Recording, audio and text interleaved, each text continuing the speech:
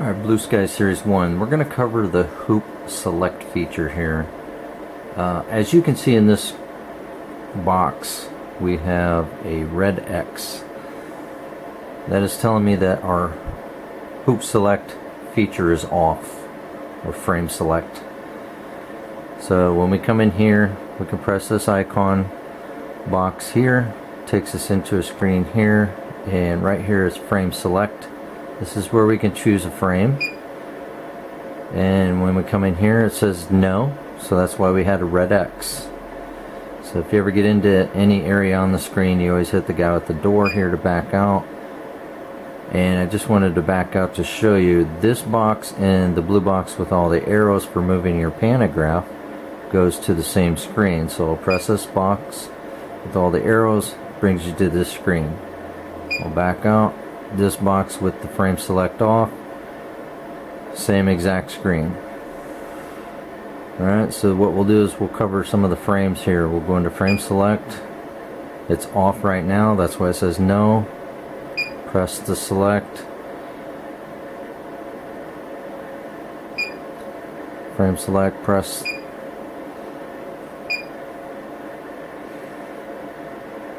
We want to change it from no. Up and down arrow keys change the frames here. Okay, this is clothing frame A, 435 by 285. And frame A is basically our largest jacket back, is what I call it. So this is the frame that you have to actually move the arms on the machine to the outer edge of your pantograph to fit. So as you can see, this is a very large frame. So that's your frame A.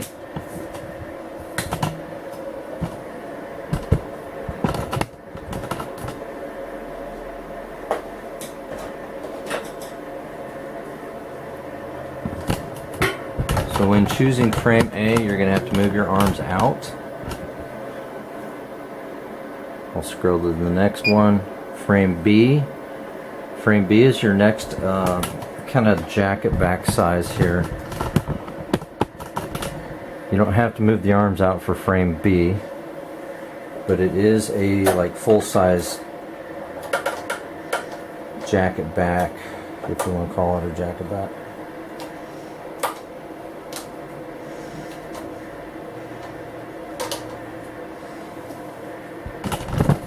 So that's frame B. I didn't put it all the way in, but that's the size for frame B.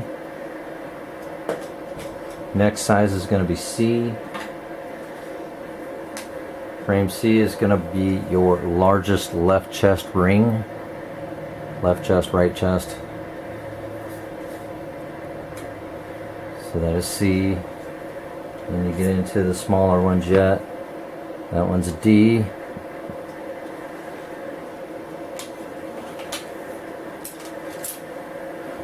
E, and then F, which is smaller yet. So F is going to be your smallest one.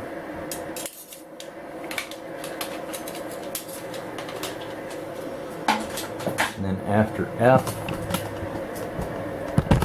on the Blue Sky series here, Series 1, E, F. F is our smallest, 70 by 70. Next frame is going to be G. Okay, so G, the G frame, we're going to want to use the tabletop, because the G frame is actually our patch frame that fits up here. So if you do any patch frame stuff, you're going to want to use the frame G, and to support that frame, you're going to want to use that tabletop.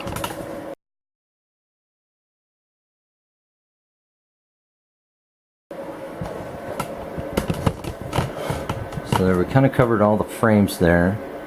H, this is an open memory, so you can calibrate or put your sewing parameters in there for a aftermarket hoop. Same with I. And then hat frame J, that's for running caps. So when you put your driver on, I usually tell the machine I'm going to do this first and select it before I put on my driver. That way the machine calibrates the position for the driver itself. And then we go back to no. So if you want no frame selected, you'd hit your check mark here, back out, and then you're always going to have this red X when you have no frame selected. Okay, so I'm just going to go in and I'm going to choose frame. We'll just choose frame B, select it. Gives me a warning here that frame's going to move. I have to move my camera here. So when I hit the green check mark, you'll see this pantograph move. It's going to calibrate out and then over and then back to center. So that way the machine knows which frame you're using. So now it's set up for frame B. This would be where I could come in and hoop up my backing or whatever I'm going to sew with.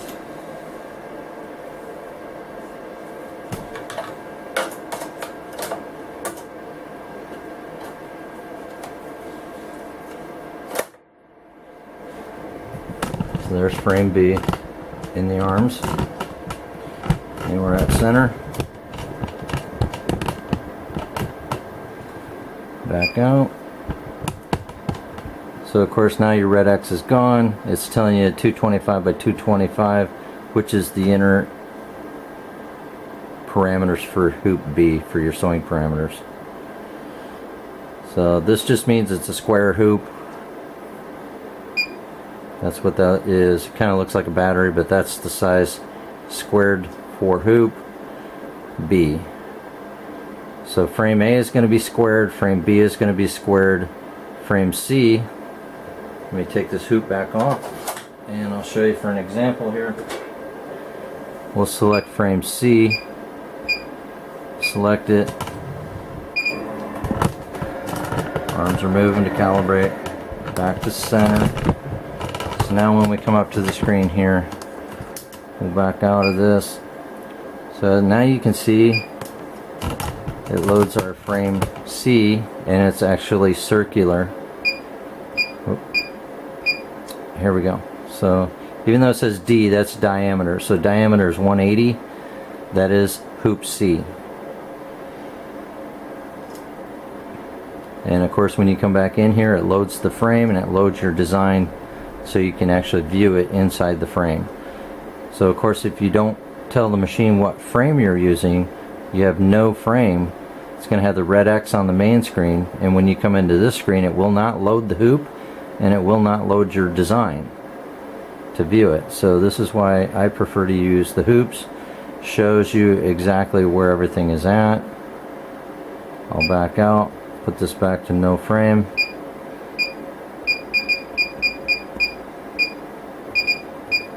There we go, red X. Now if I come in here, there we go, it doesn't load the frame and it does not load my design.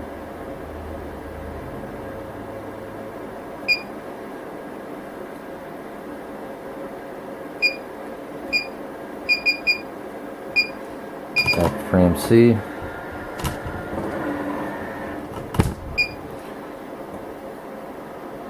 There we go, loads the design inside my frame again. This way, if my design is actually too close to my frame, like such, the machine's actually going to tell me that there's a problem here. My design is too low in the frame, and I can move it up. It will also do that if I choose too small of a frame for this design.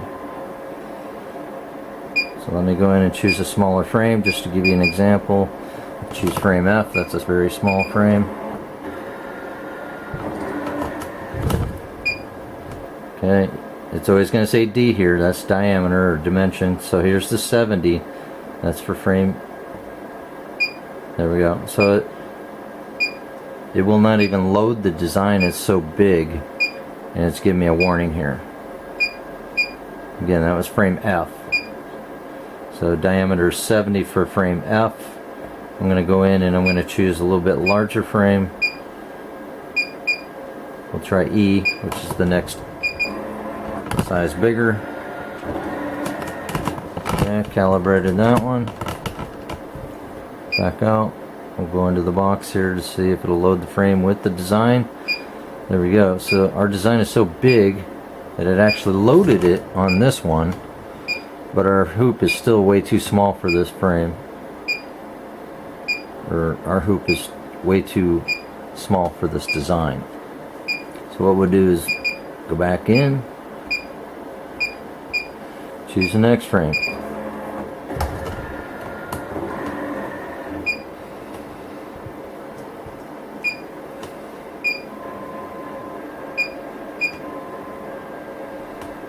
There we go.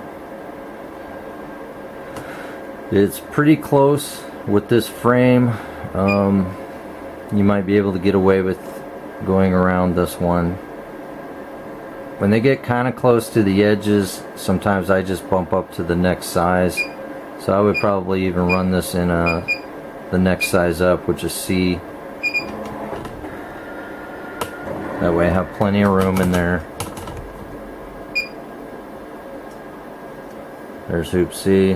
I can center him up a little more. There we go. So that's how you use frame select.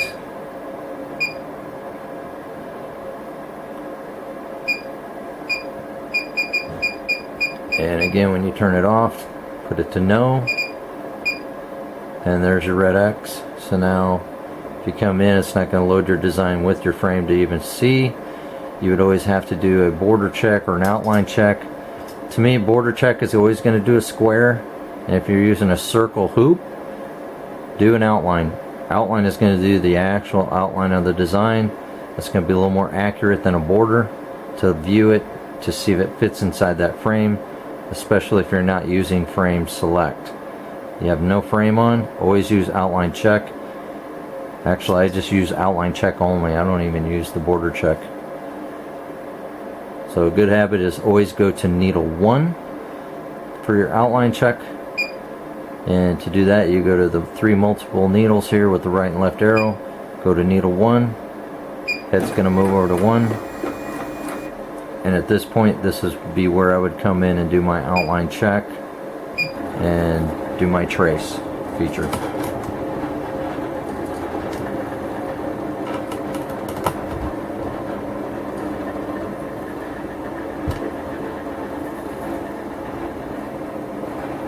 Again, no hoop selected here.